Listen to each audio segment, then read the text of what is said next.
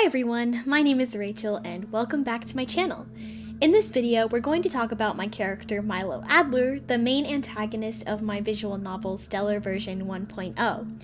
He is the prince of the planet Malian and the leader of the Malian army segment of Solstice, and he is a formidable threat to everyone within the Stellar universe.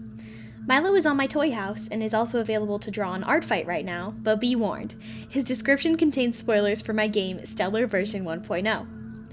Alright, before we start, here's a disclaimer. I will probably end up continuing to tweak these characters over time, so nothing about any of this is final. I've said this before if you've watched some of my other redesign videos. But of course I will keep a lot of the core details, but as I improve, the characters will subsequently improve as well. There will also be some spoilers for Stellar Version 1.0 and potential future installments in this video as well, so please, if you'd like to play Stellar Version 1.0 before watching this video, the links to play it on Steam or itch.io are in the description. Alright, let's get started with Mylo's description. So, born on November 6th in the Aries sector on the planet Malian, Mylo Adler, as of Stellar Version 1.0, is 21 years old. His mother, Heidi Adler, is the daughter of the planet Ember's president, while his father, Jericho Adler, is the king of Malian. This makes Mylo half Malionian and half Emberese. Mylo actually loathes his Emberese blood, detesting his mother and taking extra care to hide his Emberese trait of an extra eye after Heidi Adler's death and Jericho Adler's coma. Mylo is set on conquering the Orenda galaxy with the collection of every planet's prime meridian energy, using the Malian army segment called Solstice to carry out his plans. Mylo has currently destroyed 2 planets during his time ruling over Malian and being in control of Solstice, striking fear into the hearts of all who live within Orenda galaxy. As you can probably see, Mylo is not a good person. He's been hurt badly, yes, but being hurt is never an excuse to hurt others. That's exactly what I wanted to explore with his character in the Stellar universe. Mylo is plagued with self-hatred, destructive ideologies, centuries of royalty bearing down on his shoulders, and unrequited love. As I work on Stellar Version 1.0 sequel, I've delved very deeply into Mylo's backstory and the countless people he's hurt in his short lifetime of only 21 years so far.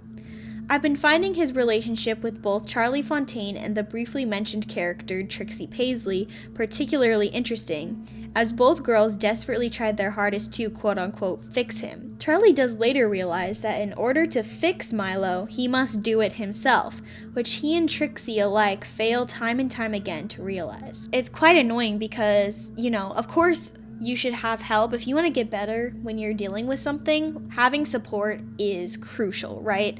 And these people have tried time and time again to be there for Mylo, and he keeps deviating down the path of destruction, and he keeps making it impossible for anyone to actually be there for him and actually care about him, and he just fails to think and realize that he is the problem. He is the problem. He is why his life is going on the horrible trajectory that it's on, and it just sucks. It's just quite tragic, actually. Mylo is also a huge war criminal. I mean, destroying 2 planets that had billions of people and unique species living there, plus they were all innocent? You have to be a certain kind of monster to do such a thing.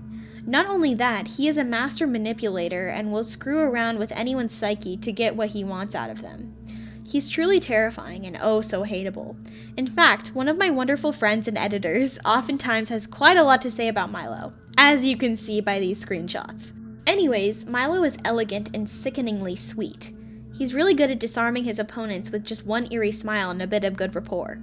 However, underneath the surface, he hides his heartbreak, self-hatred, and irrationality deeper than the Titanic itself.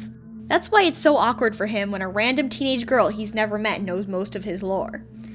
One of my favorite parts in Stellar Version 1.0 is when Maeve Dottler is testing 17-year-old Earthling Sadie Finley's grit in the form of a vision. Sadie then promptly reveals one of Mylo's deepest secrets, his Emberese trait of an extra eye that he diligently hides from the Malionian public and the rest of the galaxy. This shocks Maeve to her core and makes her realize that as a player of the video game Stellar, Sadie is a beacon of truth and insight that might light the way to Malian and Orenda galaxy's freedom from Mylo and Solstice. I just love it when a group of teenagers take down a dictatorship monarchy. Okay, so when it comes to Mylo's redesign, I only tweaked a few things.